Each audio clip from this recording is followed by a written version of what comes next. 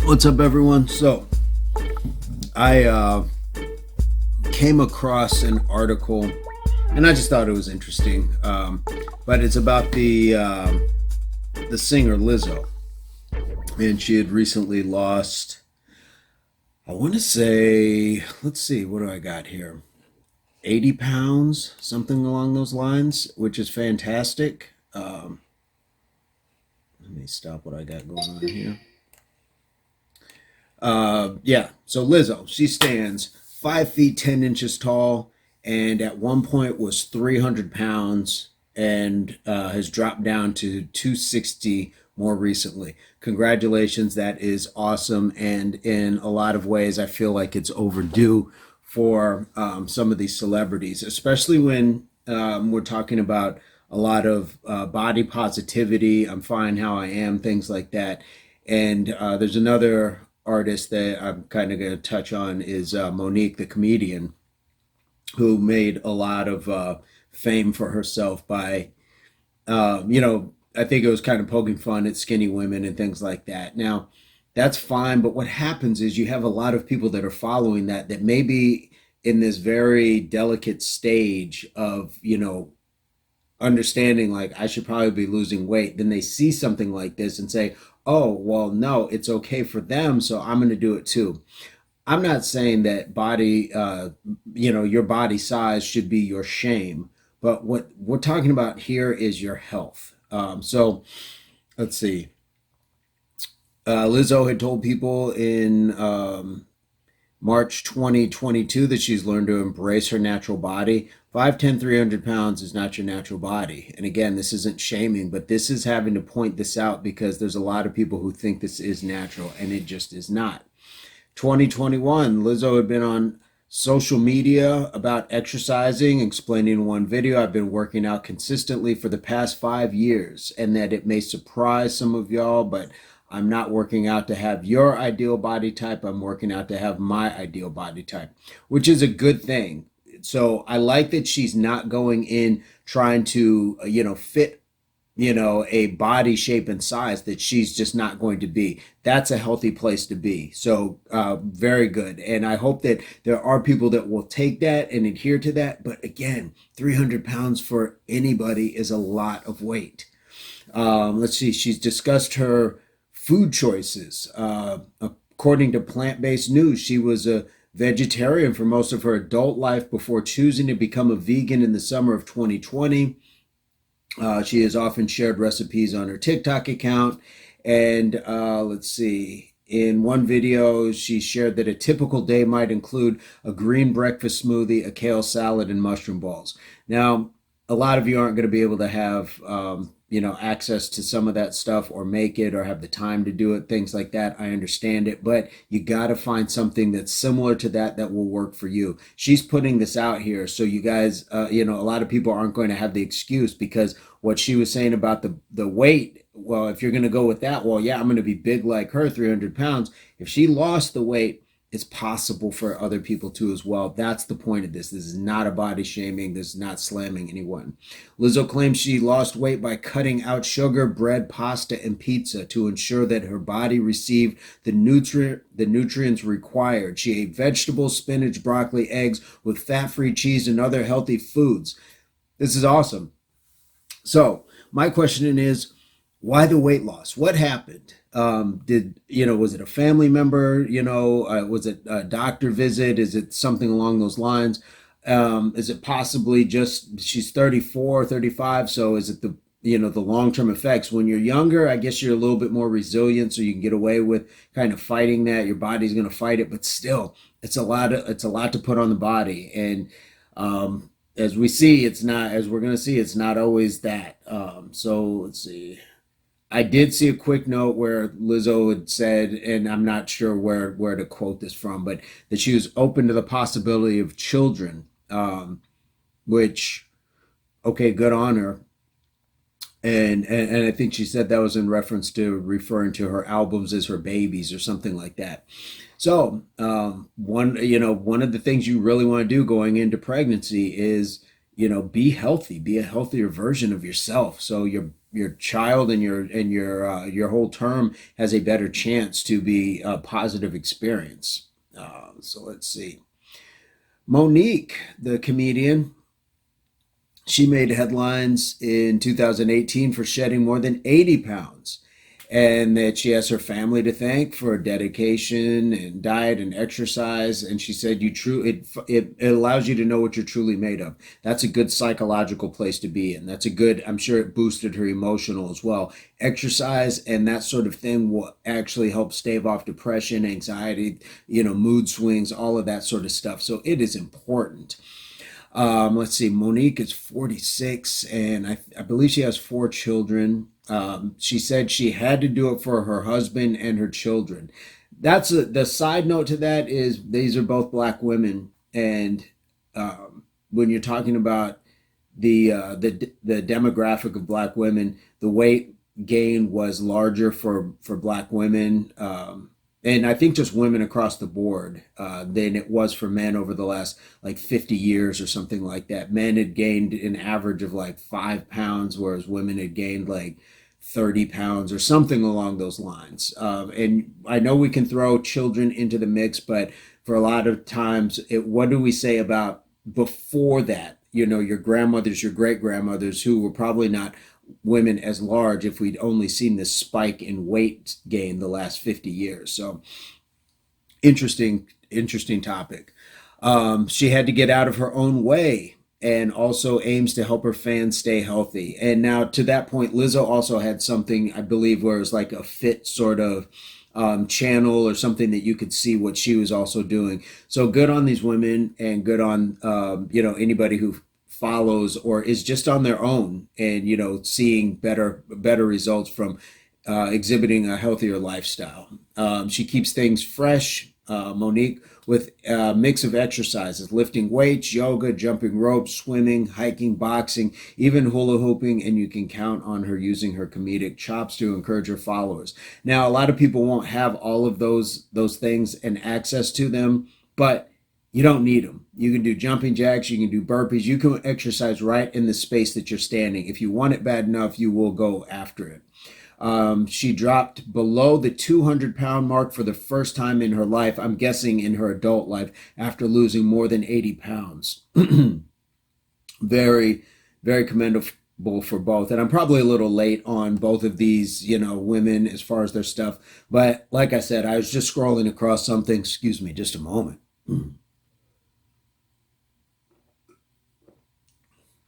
Yes, I'm drinking out of a sauce jar that reduce, reuse, recycle, but never mind. So let's look at adult obesity facts. It's a common, serious, and costly disease. In the U.S., obesity prevalence was 41.9% in 2017 through 2020. Through 2000 through 2017, 2020, prevalence increased from 30.5% to 41.9%. That's a lot. During the same time, prevalence of severe obesity increased from 4.7 to 9.2. So we're looking at doubling. We're jumping, making huge jumps. Obesity related conditions include heart disease, stroke, type 2 diabetes, and certain types of cancer. These are among the leading causes of preventable premature death. And I did also see another part where it was also talking about people not being able to serve in the military. What did they say? Non-military readiness or something along those lines, because these people are coming in or trying to possibly enlist or can't even enlist because of their weight. Here's another part. The estimated annual medical cost of obesity in the United States was nearly $173 billion in 2019. Medical costs for adults who had obesity were $1,800 higher than medical costs for people with healthy weight. I don't know about you guys, but I need $1,800. Obesity affects some groups more than others.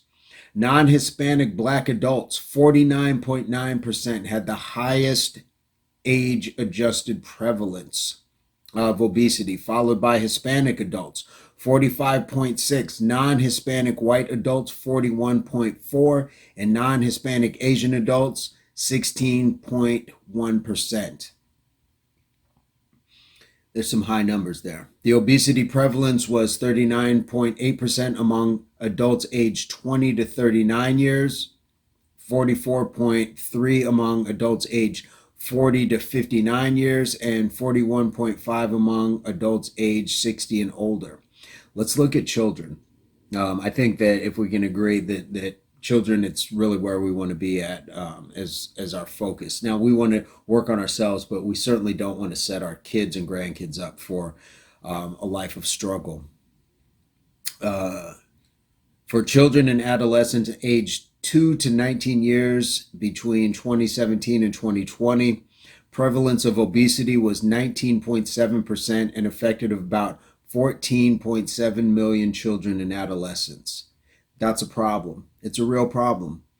Obesity prevalence was 12.7% among 2 to 5-year-olds, 20.7% among 6 to 11-year-olds, and 22% among 12 to 19-year-olds. Childhood obesity is also more common among certain populations. Here we go. Obesity prevalence was 26.2 among Hispanic children, 24.8 among non-Hispanic Black children, 16.6 among non-Hispanic white children, and 9.0 among non-Hispanic Asian children. Obesity-related conditions include high blood pressure, high cholesterol, type 2 diabetes, breathing problems such as asthma, sleep apnea, and joint problems. For children no less. That's a hard one. That's a hard one to swallow. Let me see what else that I have. Effects. Obesity effects on the body. And just so we're clear, this is not an issue of visually looking at somebody and saying you're disgusting. This is about health. I've always said that for me, like even if we were talking about dating or attractiveness, it's really the lesser issue is their looks, because you can look better by losing weight. What we want health. We really want health. Even for lower weight people, you still want good health. So just some people may be predisposed to weight or to not put on weight, but it still doesn't mean that you're healthy. What we want is health for long term. Risk of stroke. Obesity can lead to high blood pressure, which is the leading cause of stroke. Increased depression. That's another part of health with a lot of times gets looked over. Obesity can affect your mental health, including a higher risk of depression and issues with body image. Increased risk of heart attack. High blood pressure, cholesterol, and blood sugar can harden your arteries and increase your risk of heart attack. Sleep apnea. Obesity can make airways too small and lead to sleep apnea, where your breathing stops for periods of time at night. That's got to be dangerous. Liver disease. Excess fat can build up around your liver, leading to damage and even failure of liver. Reflux disease. Obesity has been associated with a higher risk of GERD, gastroesophageal reflux disease, where the stomach acids leak into your esophagus. Skin fold rashes. Obesity can lead to discolored and thickened rashes that occur where the skin folds and creases.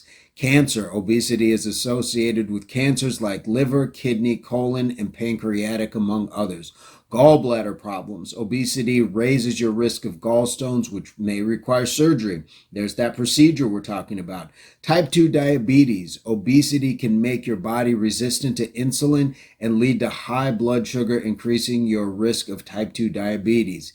Kidney failure. Other complications of obesity, like diabetes and high blood pressure, can lead to chronic kidney disease. Weakened bones and muscles. I think this is a big part of it for a lot of people that gets overlooked. Obesity can cause muscle mass and bone density to deteriorate, leading to disability and fracture risk. This is what I was talking about with Lizzo, possibly just speculating. Infertility.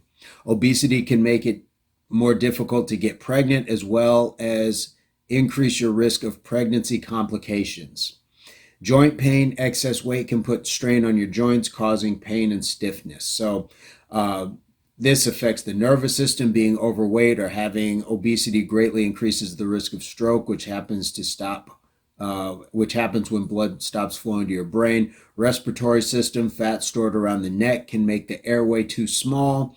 Um, Digestive system, cardiovascular system, let's see, skin, reproductive, skeletal, muscular. There is just mental health. Here we go.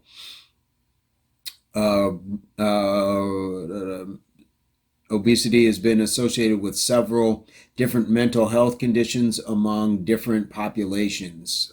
People with obesity may be more likely to have reduced well being, negative emotions, and psychopathological symptoms. One way to address these issues by focusing on positive interventions. There's a lot to this. There's a lot to this. Poor self-esteem, higher risk of depression, issues with body image. This is what I was talking about when I'm talking about a celebrity. They may have it balanced out, and maybe they don't, but at least they have, I guess, what they're looking at as success as far as fame, celebrity, money, things like that. So I think that it helps. Other effects on the body: liver, kidney, cervical, colon, esophageal, pancreatic, all that. So it's important to understand these. And let me get back to what I got over here. Um, do people in this position, do they owe a following? Do they owe their following a support system? I think that there's a small percentage, but it's kind of like the Charles Barkley thing back in the day where he said, "I'm not a role model." I agreed to that. I agree with that on many levels, but I also think if I don't think Charles was putting himself out there like that as an advocate for anything or take me, in this particular way. And I definitely don't think that what he was trying to advocate or say, take me as I am, was to the detriment of himself or other people. And weight loss or weight gain can definitely do that. So I believe that much of this starts in the home, that education on all levels should start in the home. And for a lot of adults, that's going to be a problem because you weren't taught better. So your children are going to have to watch you eat better and do better before they will do better. This is how they learn. This is how they learn to walk, use the bathroom, how, to talk. All of these things you learn by watching primarily. And so that's where it's going to turn into a venture for the whole family to go in on. Rather than trying to tell your kids no more of this, no more of that, and you're still doing it. So take that into consideration when you're embarking upon that.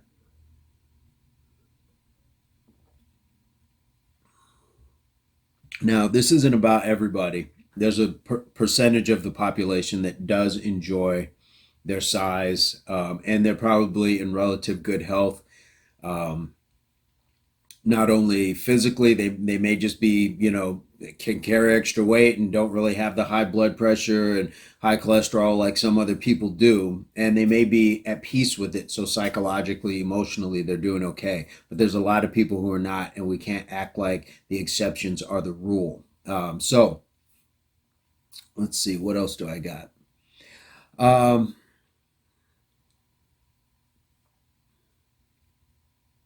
so children, yes. And what can we do to realize better health overall? I'd say an active and less sedentary lifestyle. There's definitely something to be said about the age of just being able to binge watch. So that's for children and adults. Video gaming, children and adults. And so if you can trade in some of that time, even just being on social media, looking at your favorite videos, TikToks, this and that, checking, sliding in DMs, having, all that stuff.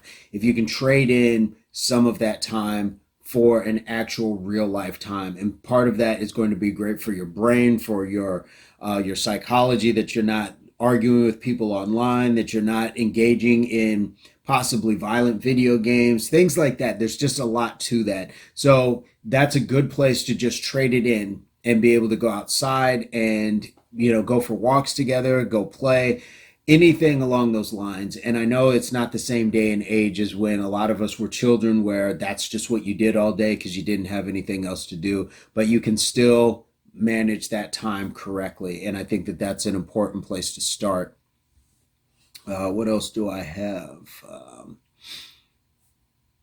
Yeah, knowing the ratio of what you should be doing as far as children having fruit and vegetable servings per day. I believe there's like they need more snacks and fruit and vegetable because they're growing, and so that's another part is cutting back on just the snacks, knowing what snacks should be. And a snack is just like something between meals, but that doesn't mean that it, comes in a little, bag that you crinkle open and it's crunchy and it's covered in, orange dust or whatever it is.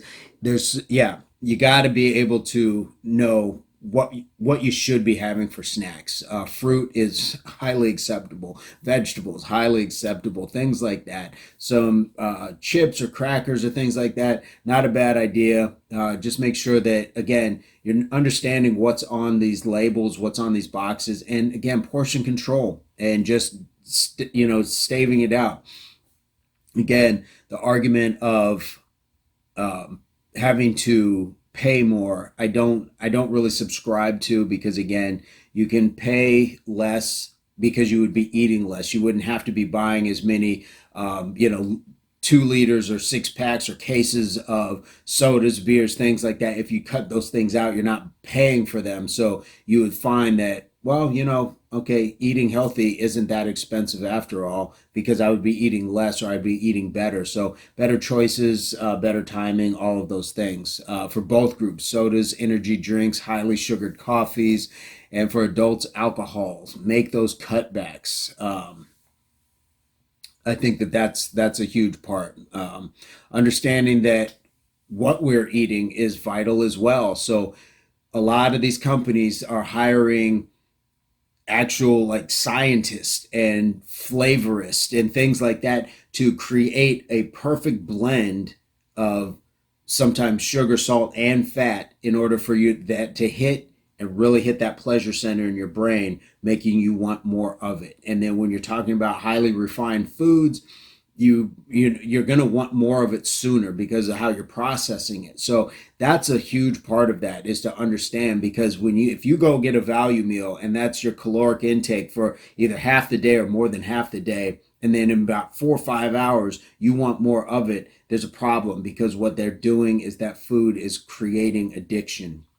And so with that addiction, you're going to eat that, then you're going to eat it again. And this is no different in a lot of ways than people that have substance abuse issues: alcohol, tobacco, prescription drugs. I'm not even going to say things, like recreational. There's a lot of ways, but this is a problem just as much. And proof positive, we wouldn't have this much of an obesity problem if it wasn't an issue. So what's causing that? I don't think it's people just decidedly saying, I'm going to go out and run out and get more. No. So we have to understand what's being put into our foods and how it's affecting us as we consume it. So that's just another piece to this. Know what these companies are doing to your food. The the ability to choose better ingredients, and understand that eating healthier, again, it's not more expensive. It's just what you're choosing to do and keeping it simple. You don't have to go out and buy like all sorts of exotic, lettuces and fruits and things like that. Just stick with what's at the market, just the same way you would for anything else that you would get. Just stick with what's at the market, and you should be okay where that's concerned. Now, again, I'm going to touch on it again. Um, Between paying more for health food, I would rather pay more for health food than procedures, copays, surgeries, physical therapy, recovery. And again, it's also psychological as well. So you might end up seeing an actual therapist to help with these things. So it's just easier to do it now while you have the ability to do that, rather than let things spiral out of control. And if they already have, then get the help that you can so it doesn't go further. Um, let's see, a fitness regimen that will work for your level and ability. You don't have to go out and if you're following one person and they're heavy now, they lost weight, now you want to look at this person because they're super fit. You can't just jump into what they're doing. So you can't go from Lizzo to The Rock. That doesn't work. You have to start at your level, your ability, not only physically but psychologically. You could run out maybe and go do something really crazy the first day, and then you're stiff and sore because your muscles aren't used to it. And then you don't do it for a week, and you say, "I'm not doing that again." And then you have that problem. So start at your levels. Know what's going to work for your schedule. Know what's going to work for you particularly, and then embark upon that. But first, set some goals. What is it that you want to do? Do you want to be a power lifter? Do you want to be a CrossFit, expert? Do you want to be, American Ninja? What is it that you want for your fitness goals? And then go after that and find out, what's your best plan of attack. And there are plenty of professionals out there. If you can learn how to deep fry, Twinkies on YouTube and things like that, then you can learn how to, eat a better salad and get some exercise in as well. All that information is out there. It's just what we choose to educate ourselves with. I don't put the burden on these celebrities, and neither should we. Neither should anybody. They've got their own problems, and where they're at is just where they're at, and we see them at what seems to be their best because all the lights, the cameras are flashing. It looks very glamorous, but I'm sure they go home and have a lot of the same issues that you and I do, because they're human. They're supposed to. So we have to just allow that we can take them at entertainment at face value for what they are, but don't put the burden on them because they don't know you personally to say, hey, don't do that. They're a character in a lot of ways. They're a brand, on some level, and they are beholden to other people to keep that brand up, that image up, and it may not always be the healthiest thing. It's just like seeing, an old James Dean film where he was smoking, or you see your favorite actor, drinking shot after shot of whiskey or something like that. Doesn't always mean that that's their image all the time. And even if it is, it doesn't mean you have to follow it. So turn to the people who care about you, who know you, and who want the best for you. And I'm not saying that these celebrities don't, but they don't know you to tell you that. Talk to the people who know you and will tell you that and can get you the help and will support you and go along this journey with you.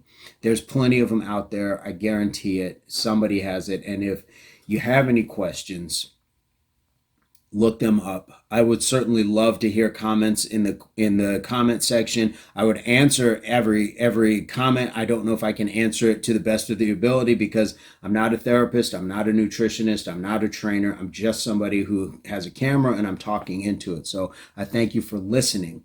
That said, if you like the content or if you don't like it, hit the thumbs up or thumbs down. The engagement helps the channel. If you haven't subscribed, this is your formal invitation, personal invitation. It's free right now. Well, it's always free, but go ahead and click that. Click the other one. Share the content if you like it. All of that helps the channel. And if you have an ace up the sleeve, advice, comment, experience on weight gain, weight loss, your fitness goals, the psychological portions of it, how did you overcome it, or what happened as the weight came on to you. And a lot of you will know both sides of this because we just came out of the pandemic. I heard that a lot of people were gaining weight in the pandemic, and now maybe a lot of you are coming back down off of that weight gain. So what was your story? Can you share some of that? I will try to put a couple of those links in the description. One of them is the CDC. Go look up cdc.gov, weight loss or weight, obesity rates, all that sort of stuff. It's very informative, and it can give you some sort of insight or education on this topic. So let's see, what else do I have? Focus on yourself and families by doing the work to ensure long-term quality of life. And I think that's all that I have. So guys, hopefully this finds everybody in, what do we say? A place, a pursuit, or your beginnings of total health, mind, body, and soul. We'll see you guys on the next one. Peace, love, unity, solidarity.